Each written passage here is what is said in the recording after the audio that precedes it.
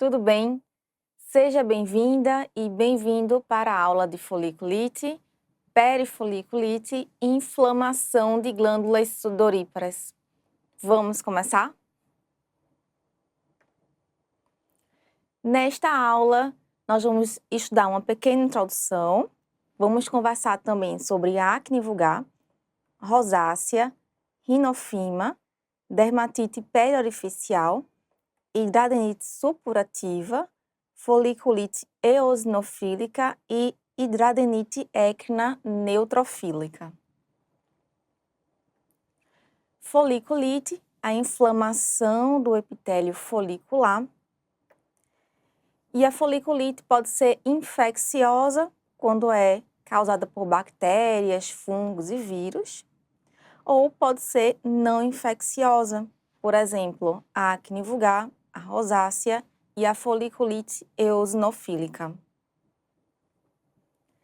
A lesão primária é uma pápula eritematosa ou pústula centrada no folículo.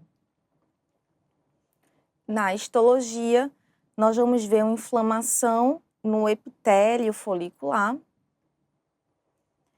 Pode ocorrer também uma ruptura do epitélio folicular com reação granulomatosa secundária. Ocasionalmente, pode-se detectar o agente com colorações especiais como PAS e GRAM. E na foliculite herpética, a gente pode identificar alterações citopáticas virais. Nesse slide, eu trouxe uma imagem para representar um exemplo de foliculite. Então, na foliculite, a gente vai ver um infiltrado inflamatório permeando o epitélio folicular e também em volta do folículo. Olha só, aqui a gente tem um epitélio folicular permeado por células inflamatórias e em volta também a gente vê inflamação na derme. Então, vamos começar com a acne vulgar. A acne vulgar acomete principalmente adolescentes e adultos jovens, pode persistir ou mesmo surgir na idade adulta, principalmente em mulheres. As lesões vão aparecer principalmente na face, na parte superior das costas e no peito. E existem dois tipos de acne vulgar. Tem um tipo comedão, que apresenta uma dilatação folicular, e o tipo inflamatório, em que ocorre uma ruptura do comedão com formação de pústula ou nódulo. Aqui nessa imagem, a gente tem a histologia de um comedão. A gente vê um folículo dilatado, o epitélio folicular, ele está mais fininho. Dentro desse folículo, a gente pode ver sebo, pode ver lamelas de queratina também. Observe que na parte superior desse folículo, a gente já vê infiltrado inflamatório. E esse comedão pode ser colonizado pela bactéria Propionibacterium. Essa bactéria, Propionibacterium acnes, é uma bactéria gram-negativa, anaeróbica e que se alimenta dos produtos da secreção da glândula sebácea. E, ocasionalmente, essa bactéria pode colonizar um comedão. Nessa imagem, a gente está vendo maior aumento da imagem da esquerda. Então, a gente vê o folículo dilatado, o epitélio folicular mais fininho, dentro lamelas de queratina. E nessa imagem, na parte mais superior do folículo, a gente já vê um infiltrado inflamatório neutrofílico. No tipo inflamatório, a gente vai ver um infiltrado inflamatório misto, permeando o epitélio folicular e em volta do folículo, na derme também. Nessa imagem, eu vejo um folículo dilatado e esse folículo sofreu ruptura nessa região aqui. Dentro do folículo, eu vejo muita lamela de queratina e vejo infiltrado inflamatório misto predominando neutrófilos. E aqui na derme adjacente, eu vejo também um infiltrado inflamatório misto predominando neutrófilos. A rosácea é uma inflamação acneiforme que afeta principalmente a face, geralmente após os 30 anos de idade. O quadro clínico é de eritema, telangiectasias, pápulas e pústulas. E existem 5 formas clínicas: a eritemato-telangiectásica, a pápulo-pustular, a granulomatosa, a rinofima, que é um inchaço bulboso de partes moles do nariz, e a ocular, que cursa com blefarite e conjuntivite. Então, nessa imagem clínica, a gente já vê uma área de eritema na face e a gente vê também algumas pápulas também, algumas pequenas pápulas. E como é a histologia da rosácea? Na rosácea, a gente vai ver um infiltrado inflamatório linfohistiocytíco, perivascular e perifolicular e telangiectasias. Então, olha só essa imagem. A gente está vendo alguns vasos telangiectásicos, aqui e aqui, e a gente já vê inflamação perifolicular nessa região e aqui também. Nesse aumento, mais uma vez, a gente vê um infiltrado linfohistiocytíco perifolicular. Olha só, aqui é o epitélio folicular, aqui é a continuação, e a gente vê um infiltrado em volta do folículo, um infiltrado linfohistiocytíco. E nas rosácea granulomatosa, a gente vai ver um infiltrado granulomatoso perivascular e perifolicular. Então, olha só, aqui a gente tem o iniciozinho do epitélio folicular, aqui glândula sebácea, e na derme a gente vê granulomas. Olha só, a gente vê granulomas na derme. A rinofima, que é um inchaço bulboso do nariz, como a gente está vendo nessa imagem aqui, ela vai apresentar uma histologia semelhante à rosácea e, adicionalmente, a gente vai ver hiperplasia de glândulas sebáceas. Mas, na forma severa da rinofima, a gente vai ver um quadro com fibrose, aumento de mucina na derme e ausência ou redução de estruturas pilosebáceas. Então, olha só essa imagem. A gente tem um quadro com uma forma severa de rinofima. Então, lembre que na pele do nariz, a gente deve encontrar uma grande quantidade de glândulas sebáceas. Mas olha só nessa imagem, a gente vê poucas glândulas sebáceas, áreas focais de glândulas sebáceas e alguns folículos pilosos residuais. E a gente vê também uma extensa área de fibrose na derme, uma extensa área de fibrose na derme. Essa imagem é o maior aumento da imagem anterior. Então, observe o que é que a gente vê. Vemos telangiectasias, vemos infiltrado linfohistiocytíco perivascular, vemos também fibrose na derme.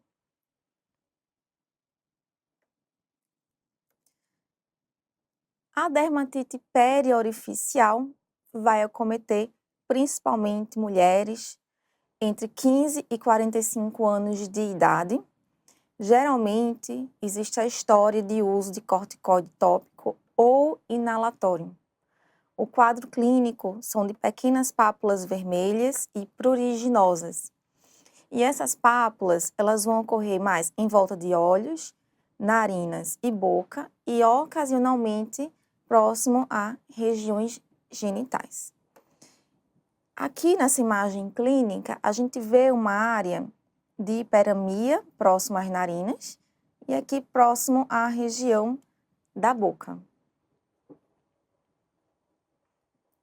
A histologia da dermatite periorificial é muito semelhante à rosácea. A gente vai ver infiltrado linfoxiocítico, perivascular e perifolicular. E aqui também a gente pode ver granulomas, como a gente viu na rosácea. Então, olha só, na imagem da esquerda, a gente está vendo um folículo piloso e em volta dele a gente vê infiltrado inflamatório linfosteocítico. A epiderme na dermatite periorificial, ela pode ter focos de espongiose leve, uma acantose leve ou então uma paraceratose. Na imagem da direita, a gente vê infiltrado de linfócitos e aqui a gente já vê histiócitos, inclusive com células gigantes multinucleadas, que eu estou circulando. E como eu falei, na dermatite periorificial, a gente também pode ver um infiltrado granulomatoso. Então, aqui nessa imagem da esquerda, a gente está vendo um folículo piloso aqui, outro folículo piloso aqui, e entre eles um granuloma, um agregado de histiócitos. Na imagem da direita, a gente vê mais uma vez um folículo piloso e em volta um extenso infiltrado de histiócitos com alguns linfócitos de permeio.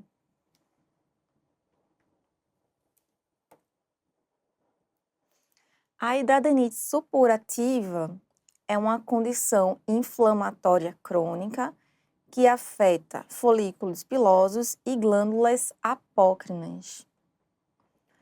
Na clínica, nós vamos ver nódulos, abscessos e fístulas nas regiões de dobras, como axila, virilha, região anogenital e inframamária. E a hidradenite supurativa faz parte da tétrade de oclusão folicular, juntamente com a foliculite dissecante, a acne conglobata e o cisto pilonidal. E o que significa fazer parte dessa tétrade de oclusão folicular? Essas 4 condições, histologicamente, elas se apresentam de forma muito semelhante. Então, elas começam com uma oclusão folicular. O folículo ocluído, ele começa a dilatar, posteriormente ele rompe. Quando o folículo rompe, ele vai elicitar no organismo uma resposta inflamatória.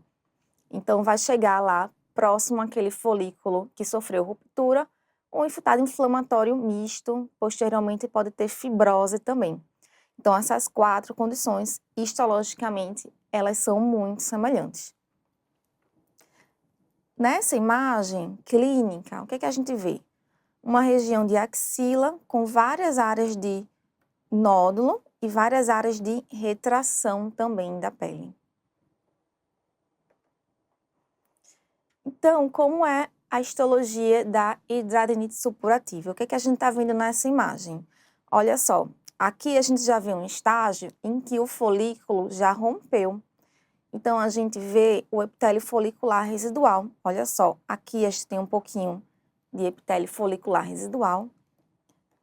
Aqui também. E nessa região também. E a gente vê um extenso infiltrado inflamatório na derme e se estendendo já para o subcutâneo. Um infiltrado inflamatório misto. E a gente vai ver também fibrose nessa região. Vamos para o maior aumento.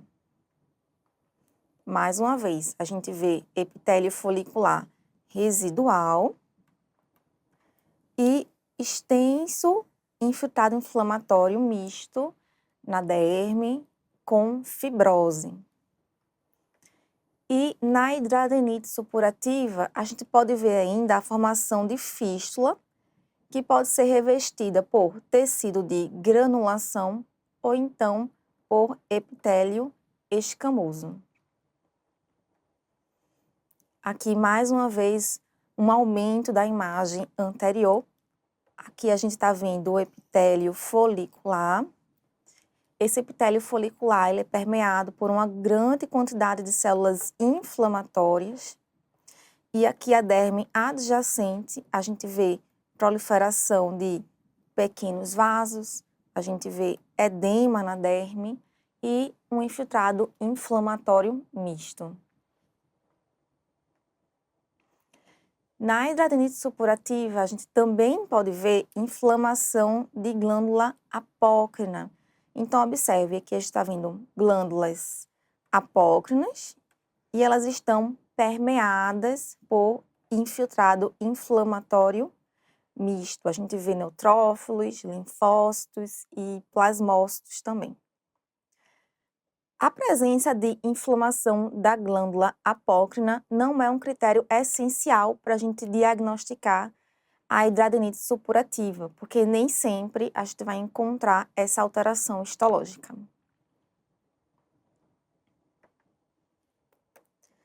Foliculite eosinofílica é uma desordem recorrente caracterizada por pápulas e pústulas pruriginosas em face, couro cabeludo, pescoço e tronco.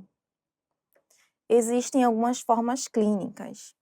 Tem a forma clássica, que acomete japoneses, tem a forma associada à doença por HIV, tem a doença na infância, a infecciosa causada por fungos e parasitas, tem a foliculite eosinofílica em pacientes com síndromes mieloproliferativas e tem a associada a medicamentos.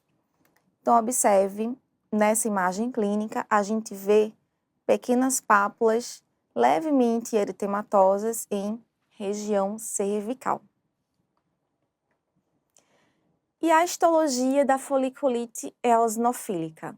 A gente vai ver principalmente uma espongiose eosinofílica. Então, na foliculite eosinofílica, a gente vai ver uma espongiose eosinofílica no epitélio folicular. Então, observe essa imagem aqui. A gente já vê uma área aqui, ó, de infiltrado inflamatório permeando o folículo. Vamos para o maior aumento. Então, aqui a gente está vendo um epitélio folicular.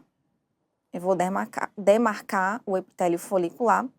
A gente vê, inclusive, uma haste pilosa, olha só, uma pequena haste pilosa aqui. E esse epitélio folicular, ele tem espongiose, tem edema intercelular, que a gente vê nessa região aqui, principalmente. E esse epitélio folicular com espongiose, ele é permeado por células inflamatórias, por linfócitos, neutrófilos e eosinófilos. A gente vê aqui, ó, um eosinófilo no epitélio folicular, vemos linfócitos também e neutrófilos. E em volta desse folículo, a gente vê mais células inflamatórias. A gente vê mais eosinófilos aqui, nessa região também a gente vê mais eosinófilos. Nessa imagem, a gente vê um outro exemplo de foliculite eosinofílica. Observe, aqui é o epitélio folicular. Nesse epitélio folicular, a gente vê espongiose, olha só, edema intercelular. E esse epitélio é permeado por eosinófilos, olha só, a gente vê vários eosinófilos permeando esse epitélio. E em volta do folículo, a gente vê mais eosinófilos. Aqui, mais eosinófilos e aqui também.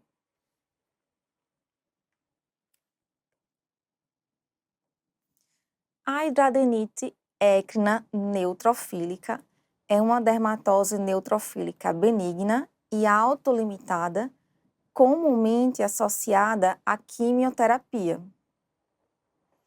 É uma inflamação aguda das glândulas écrinas em tronco e membros superiores. A clínica é de mácula, pápula, placa ou nódulos eritematosos. Então, nessa imagem clínica, a gente já vê uma pequena pápula eritematosa. Na histologia, a gente vai ver infiltrado neutrofílico circundando e permeando a glândula écrina e a gente vai ver também necrose de glândula écrina. Então, observe essa imagem. A gente vê a alteração principalmente aqui, ó, nessa região de glândula écrina. A gente já consegue identificar nesse aumento que existe um infiltrado inflamatório permeando as glândulas écrinas. No maior aumento, a gente vê que esse infiltrado é principalmente neutrofílico. Então, aqui a gente está vendo as glândulas écrinas e permeando essas glândulas um infiltrado neutrofílico. Lembrando que a gente pode ter também necrose de glândulas écrinas. Aqui a gente tem um outro exemplo. Eu estou destacando as glândulas écrinas. E essa glândula ela é permeada por infiltrado inflamatório neutrofílico.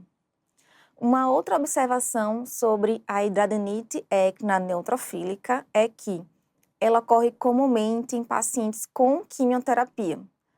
Ocasionalmente, esses pacientes em quimioterapia apresentam neutropenia. Esses pacientes com neutropenia, a gente não vai ver um infiltrado neutrofílico importante permeando glândula écrina, mas a gente vai ver necrose de glândula écrina.